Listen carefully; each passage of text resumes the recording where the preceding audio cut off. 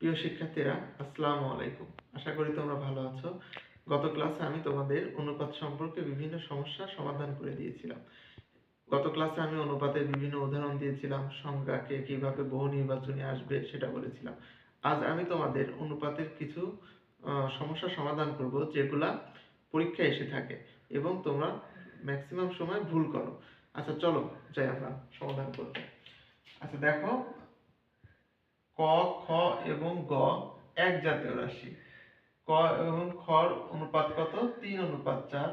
খ আর গ অনুপাত 6:7 হলে ক অনুপাত খ অনুপাত গ সমান কত? তাহলে আমরা রাশিটা লিখে নিই। কত আছে? ক অনুপাত খ সমান 3:4 আর খ অনুপাত গ সমান 6:7। প্রিয় শিক্ষার্থীরা, তোমরা একটা বিষয় খেয়াল করে দেখো, খ দুই জায়গাতেই কিন্তু খ এই জায়গাতে আছে 4, এই জায়গাতে আছে 6। তাহলে আমরা খ কে এক করার চেষ্টা করি। ঠিক আছে? তাহলে দেখো, খ কে এক করার জন্য আমরা কি করব? পূর্ব রাশিকেও 6 দ্বারা গুণন এবং উত্তর রাশিকেও 6 দ্বারা গুণন করব। পাশাপাশি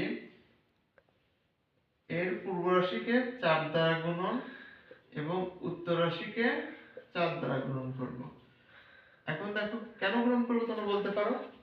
কেন গুণন করবা? কারণ 6 দ্বারা গুণন করলে এখানে 4 আর 4 দ্বারা গুণ করলে এখানে 6 করলে এক রাশি আসে।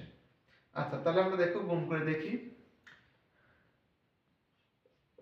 18:24 আর 24:28। আমি তোমাদের বলেছিলাম না যে এক রাশি আসে? দেখো 24 এসেছে। আচ্ছা, এখন দেখো আমরা তাহলে লিখি যে ক অনুপাত খ অনুপাত গ সমান 18:24:28। এটাকে তোমরা লিখতে পারো 9:12:14। তাহলে তোমরা কি গণিতটা বুঝতে পেরেছো? যদি তোমাদের এ সংক্রান্ত কোনো সমস্যা হয় অবশ্যই আমাকে জানাবা। পরবর্তীতে আমরা যে অঙ্কের সমাধানটা করব সেটি হলো 56কে 7:8 কমালে নতুন সংখ্যা কত হবে? এই অঙ্কটি বিভিন্ন প্রতিযোগিতামূলক পরীক্ষায় এসেছে। খুবই গুরুত্বপূর্ণ একটি অঙ্ক। আচ্ছা, এখন আমরা চলো যাই সমাধান করি। দেখো, এখানে আমাদের বোঝার বিষয় হচ্ছে 56 আর 7:8। তাহলে আর রাশি হচ্ছে কি? নতুন সংখ্যা। তাহলে কিন্তু অনুপাতের বিষয় হচ্ছে নতুন সংখ্যা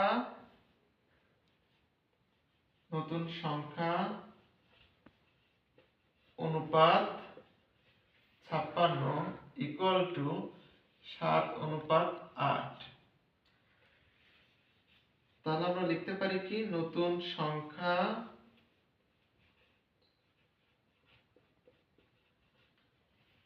ডিভাইডেড 56 ইকুয়াল টু 7/8। তাহলে আমরা এখন বজ্রগুণের নিয়মে যাই। তোমরা তো জানোই বজ্রগুণের নিয়মটা। নতুন সংখ্যাকে আমরা কত দ্বারা গুণ করব? 8 দ্বারা। এই ঠিক এইভাবে আর এইভাবে। নতুন সংখ্যা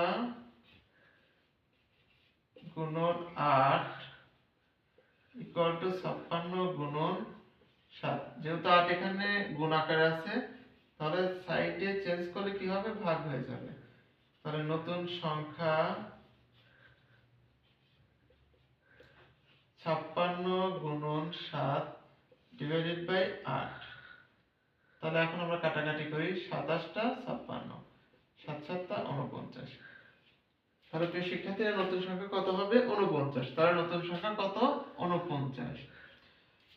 অঙ্কটি দেখতে অনেক সহজ হলেও প্রতিযোগিতামূলক পরীক্ষায় অধিকাংশ ছাত্রছাত্রী ভুল করে থাকে।